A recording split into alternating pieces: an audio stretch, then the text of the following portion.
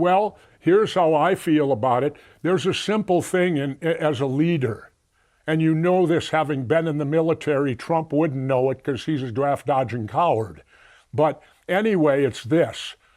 A war is justified if you're willing to send your kids.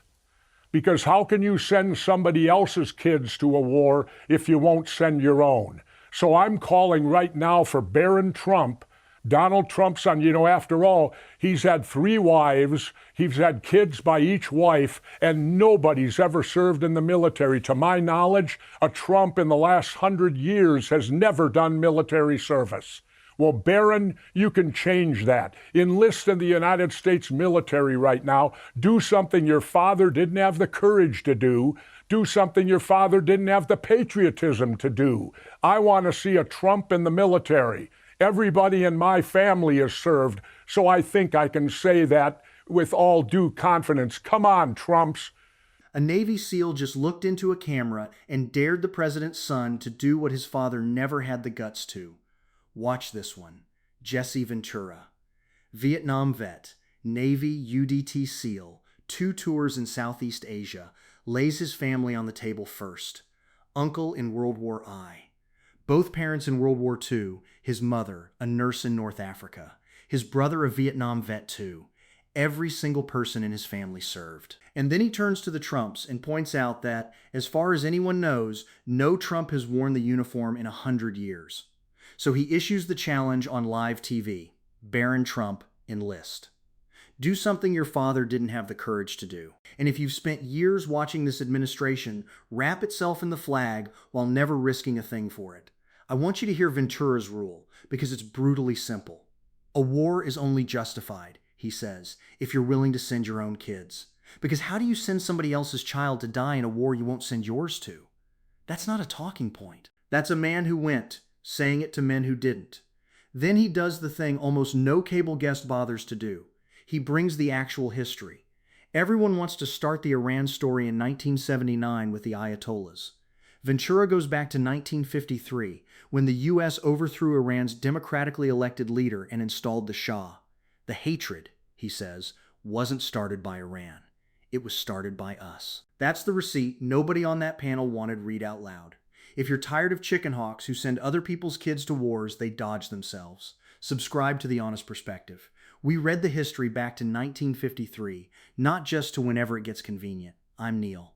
This is The Honest Perspective. And willing to send your own kids is the only war test that has ever mattered. Let's get into it. Great to have you. Thanks very much. Well, Jesse Ventura is a former US Navy SEAL, a former professional wrestler, a former actor, and a former governor of Minnesota. We've had many memorable interviews over the years. I'm pleased to say he joins me again now. Jesse, how are you? I'm doing good, Piers. It's been a long time for you and I. I tried to retire, but, well, I tried to retire, but unfortunately, they sent the Gestapo to my high school and they hit it with chemical weapons, which are a war crime. And that brought me back out of retirement to stand up against the war criminal in the White House. Wow. Well, that sounds suitably dramatic. Well, that's the way it happened. I mean, I was retired. I hadn't watched the news since the last election.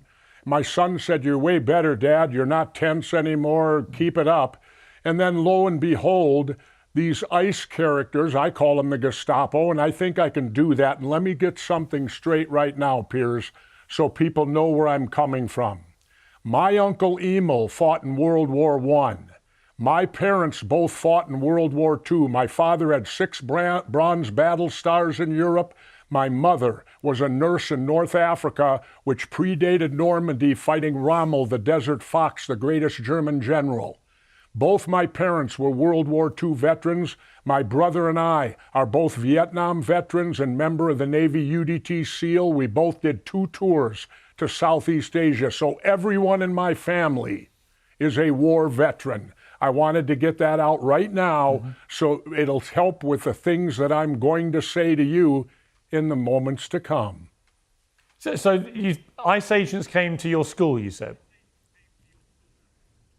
What's that? You said the ICE agents came to your school? Yeah, the ICE agents came to the school where I went to high school. chasing some guy down just like the Gestapo.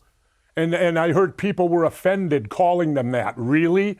I can tell you right now, if my parents would have been alive and they would have seen what happened in Minneapolis, they would have called it the Gestapo too. So they come to my school, they use tear gas and pepper spray at the school. Now here's a question I have, Piers.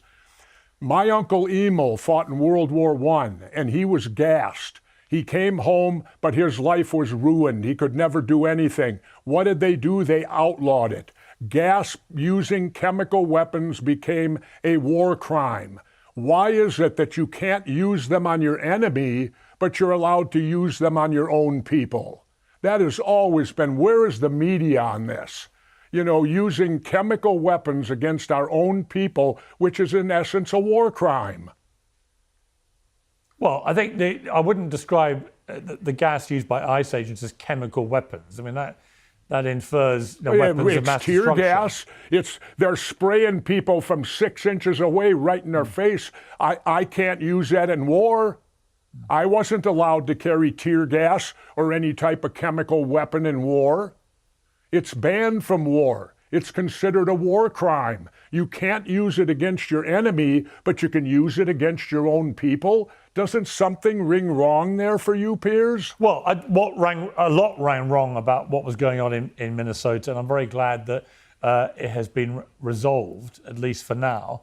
And I think it Donald hasn't Trump been resolved. Well, no, not Piers, completely, but nothing's been resolved. No, I understand. We have 2 dead people here. Yeah, 2 people were killed by the Gestapo here. Yeah, I understand. And those investigations are ongoing, but at least the ICE activity that was going on and the way it was being conducted has been removed from Minnesota, which is a good thing. And I thought what happened was appalling. And I said so at the time. Let me ask you about Iran and your view of this war. Well, here's how I feel about it. There's a simple thing as a leader. And you know this, having been in the military. Trump wouldn't know it because he's a draft-dodging coward. But anyway, it's this. A war is justified if you're willing to send your kids. Because how can you send somebody else's kids to a war if you won't send your own? So I'm calling right now for Barron Trump, Donald Trump's son. You know, after all, he's had 3 wives, he's had kids by each wife, and nobody's ever served in the military. To my knowledge, a Trump in the last 100 years has never done military service. Well, Barron, you can change that. Enlist in the United States military right now. Do something your father didn't have the courage to do.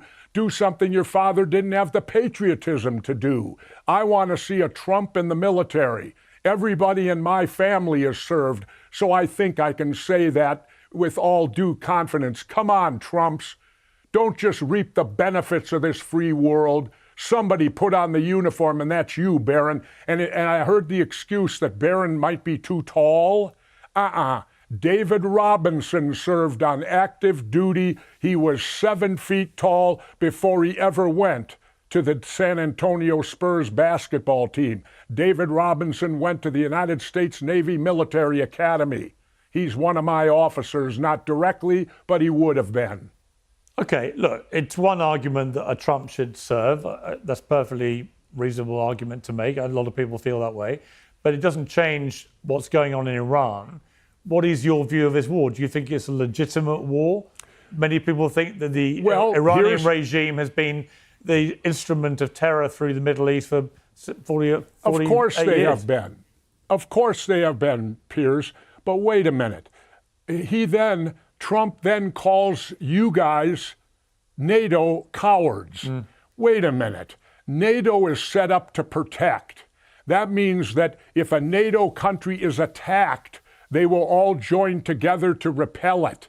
It doesn't go in reverse. It doesn't mean if one of the NATO countries starts a war that all the others have to join in.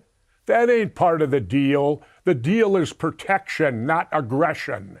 And we started this war, and then he's calling you guys a bunch of cowards because you won't come in and help him. Well, why didn't he talk to you beforehand? And second of all, that isn't what the mission is. The mission is to protect the countries if they're attacked, not to go on the offense and do the attacking.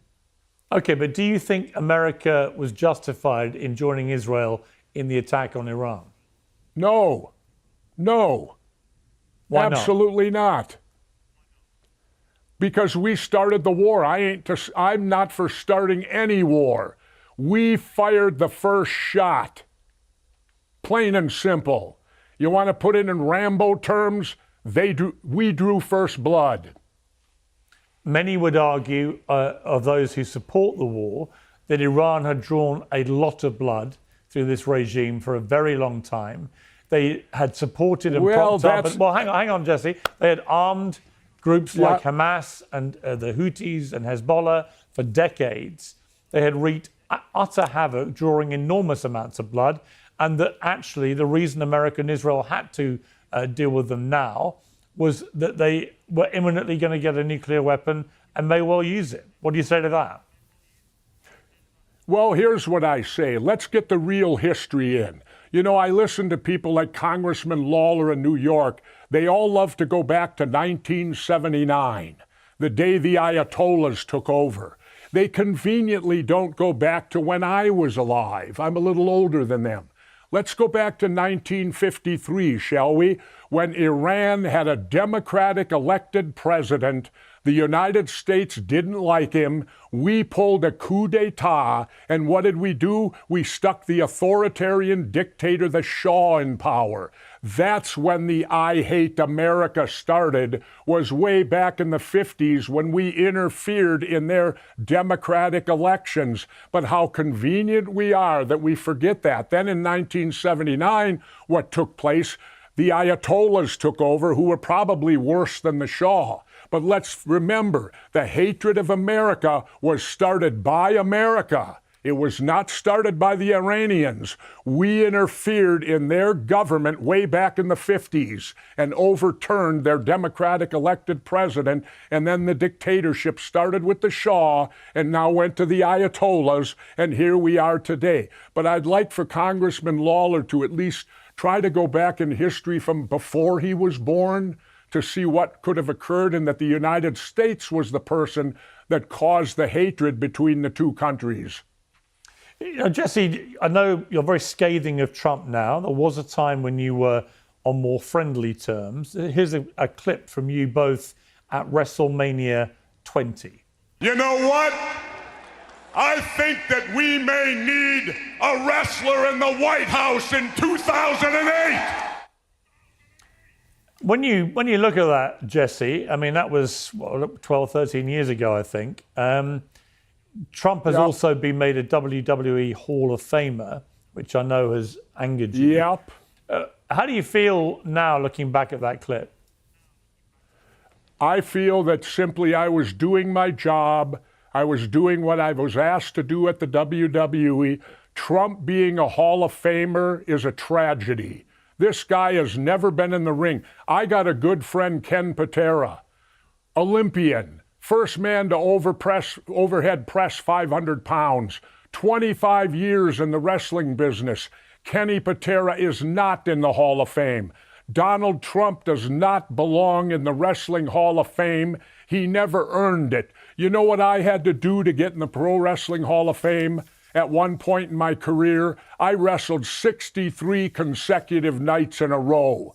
That's how you get in the Hall of Fame. When I was referring to putting a wrestler in the White House, I was talking about me, not him. Really? That was a bit ambiguous. Absolutely. I was the former governor of Minnesota. I'm the only real former wrestler. I don't include him. He's only in the Hall of Fame because he stopped an investigation against Vince McMahon, a sexual stuff. Do you intend to run again for governor and therefore maybe president? I don't necessarily intend to run again, but I'm working on something that could send me straight to Washington and go face to face with this guy. Really? What, you would run for president? Plans may be in the works. I mean, he can't run for president again, so what would that involve? Well, you'll have to find out, wait and see. I'm not going to spill it here. You're not going to crash But I'll put it to you this way. Wait. Piers, I'll put it to you this way. We withstood the onslaught of the Gestapo in Minnesota. Well, I was taught in war to do this. You ensure that your backyard is secure. That's the first thing you do. Well, Minnesota's now secure. We've repelled the onslaught from Trump. Now it's time for us to go on the offense. So maybe it's time to send the Navy SEAL to Washington. Maybe it's time for a showdown between the Vietnam veteran and the draft dodger. Do you actually mean a physical confrontation? Or? No, but if he wants it, he's in the Hall of Fame. Let's both get in the ring. I mean, there is a UFC. After all, he's in the Hall of he's in the Hall of Fame, isn't he? Right. I mean, there is even though he's never ever had a match. Right. There is a UFC whole event going on imminently at the White House. Maybe they could extend it and have you against Trump. Do you think he'd have the guts to do that? Are you kidding me? Well, when he got this guy. Well, when he got shot, Jesse, to be fair to Trump. Wait a minute, Piers. To be fair to Trump, when he got shot. I'm going to tell you. When he got shot, he got back up and said, fight. Oh, yeah, right. You ever hear of a blade job? Anyway. A blade? What, you think it was fake? Anyway, I don't know. Where's his scar today? Somebody died literally sitting behind him. I don't know. You know, come on, Piers. You're going to tell me this guy's a big hero now? I thought that day he was. That's what you're going to tell me? That day he was. Really? Yeah. Really? Yeah, he was. Yeah, well, then he accomplished what he wanted out of you guys. No, I think you can be heroic on one day and you can be less heroic on others. But if you ask me, was he heroic when he got shot? Yeah, and I think those who try to pretend he wasn't actually shot or anything, it's ridiculous. You're right. You know what I feel bad about was that if he'd have joined us in Vietnam, we might have won, huh? No. He could have put us. Why did he run and hide when he could have joined us and led us to victory? I don't think anything would have changed the fortunes of the United States in that war. Yeah, probably not, considered he called us all suckers, didn't he? What would you say to Trump if you had a chance to speak to him? I'd prefer not to speak with him. I don't have really. What would I say to him? I don't know. You know, he's. To me, he has no courage. He never has. I'll tell you what he is, Piers. Everybody knows these people. You're with a group of guys, and there's always one guy who will start the fight and then hold your coat. That's Donald Trump. He'll start the fight, but he'll hold your coat, and then the next day he'll tell everybody how tough he was.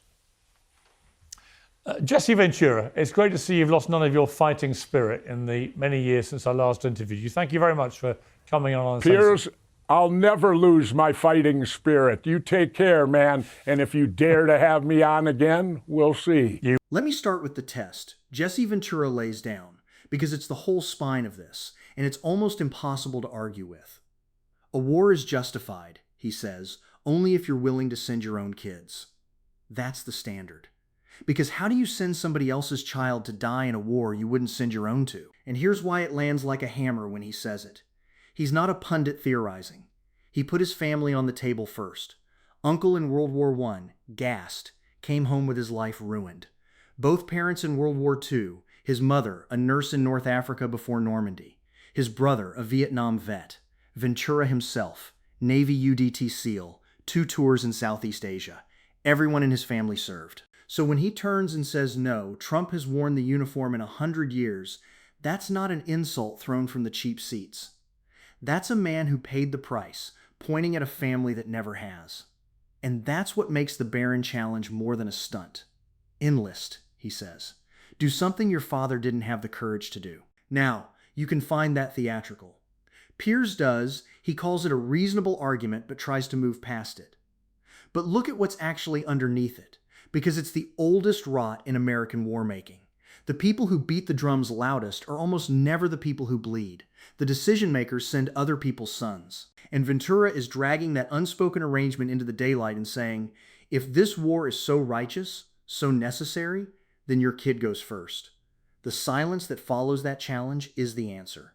Nobody in that world takes the bet, because the whole system depends on the cost landing somewhere else. Now let me get to the part that's the real substance, because your title is about the coward line, but the most important thing Ventura said wasn't an insult. It was a history lesson almost nobody on television bothers to give. When Piers runs the standard case for the war, Iran's been the instrument of terror for 40 years. Armed Hamas and Hezbollah and the Houthis was about to get a nuclear weapon. Ventura doesn't deny Iran's record. He says, of course they have been. He grants it. And then he does the thing that actually matters. He refuses to let the clock start in 1979. He points out that the people making this case always begin at the Ayatollahs, conveniently, because 1979 makes Iran the origin of the story. And Ventura drags it back to 1953, when Iran had a democratically elected leader and the United States didn't like him, and we ran a coup and installed an authoritarian dictator, the Shah. The hatred, he says, wasn't started by Iran. It was started by us. I want to be precise about this because it's the single most useful thing in the whole interview, and it's the thing they most want you not to know. That 1953 coup is not a Ventura conspiracy theory. It's documented history. The overthrow of Iran's elected government, the installation of the Shah, decades of a US-backed dictatorship, and then 1979 as the backlash to all of it. When you start the story in 1979, Iran is a monster that emerged from nowhere. When you started in 1953, you understand that the monster had a midwife, and the midwife was us. That's not excusing the Ayatollahs. Ventura literally says they were probably worse than the Shah. It's insisting on the full timeline, because the full timeline changes who gets to stand there wearing the white hat. And notice the NATO point he makes along the way, because it's sharp and it gets buried. Trump calls the NATO allies cowards for not joining the attack. Ventura, who understands the actual deal, corrects him. NATO is a defensive pact. It exists so that if a member is attacked, the others come to its defense. It does not obligate anyone to join a war one member chooses to start. The deal is protection, not aggression. So when you launch an offensive war and then call your allies cowards for not enlisting in it, you're not exposing their cowardice. You're exposing that you don't understand or don't care about what the alliance was ever for. Let me bring this all the way down to the ground, because this is where Ventura's whole argument actually lives. Strip away the wrestling and the showmanship, and what he's really defending is a specific person, the working class kid who becomes the one who goes. When the war test is broken, when the deciders never have skin in it, the burden doesn't evaporate. It rolls downhill. It lands on somebody's son from a small town who enlisted because it was a paycheck and a path, and who gets sent to bleed for a decision made by people whose own children will never be anywhere near it. Ventura's uncle came home from World War. I gasped. His life ruined. That's not an abstraction to this man. That's the family cost of a war, sitting at his own dinner table. And every time a chicken hawk sends other people's kids, some other family inherits that same ruined life. The send your own kids test isn't about the Trumps. It's about protecting everybody else's. Now, I'm going to be honest with you the way this channel promises to be, because Ventura also said some things that go into the bin, the blade job stuff, implying the Trump assassination attempt might have been faked wrestling theater.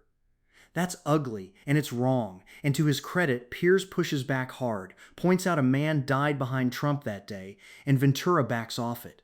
Piers is right there, and Ventura is wrong.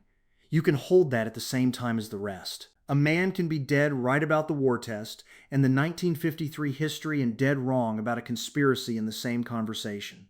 We keep the parts that check out, and we throw out the parts that don't, and we don't pretend the guy is a prophet just because he's on the right side of the main argument. But here's the image Ventura leaves you with, and it's the sharpest thing in the interview because it's a whole worldview in one sentence. He says everybody knows the type. The guy in a group who'll start the fight and then hold your coat. Starts it, then steps back and lets you swing. And the next day tells everyone how tough he was. That's the accusation. Not just coward as a slur, but a precise description of a posture. Provoke the conflict, avoid the cost, claim the glory. Whether or not you buy it about any one man, sit with the type. Because American foreign policy has been run by coat holders for a very long time. The ones who start the fight, send your kids to finish it, and take the credit at the parade. So here's where it lands. The war test is simple and it's brutal. Would you send your own child? The history is older than they want to admit. This started in 1953, not 1979. And the tell is always the same. The loudest voices for war are the ones standing furthest from it. Ventura earned the right to say all of that the hard way, with 2 tours and a family full of veterans behind him. That's why the challenge stings. It's coming from someone who actually went. If you believe the people who start the wars should be the first to send their own kids to fight them, subscribe to The Honest Perspective. We read the history back to where it actually starts, and we never let a coat holder pass himself off as a fighter. I'm Neil. Start the fight, hold the coat, take the credit, remember the type, because they keep running the country. That's The Honest Perspective, and that's where I'll leave you.